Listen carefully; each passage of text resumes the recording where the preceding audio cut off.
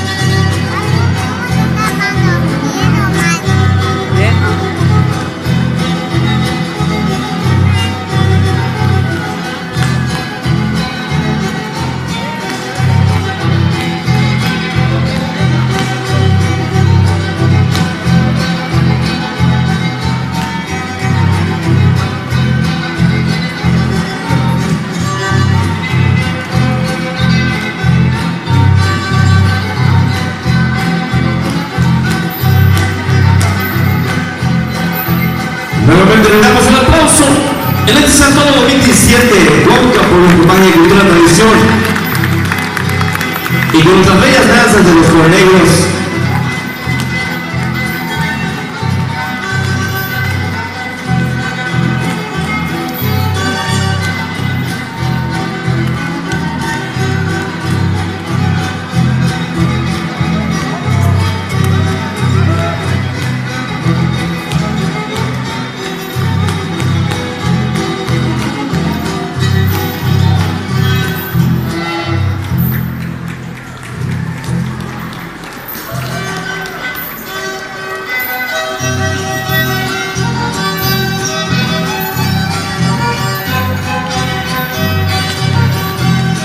Se la llevan.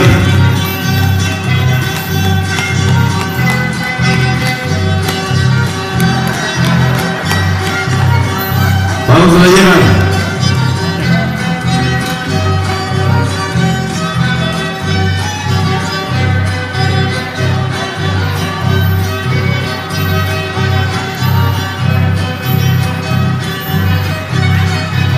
Y nos despedimos con cálidos y fuertes aplausos a estos coronegros de la localidad de Hernandezca.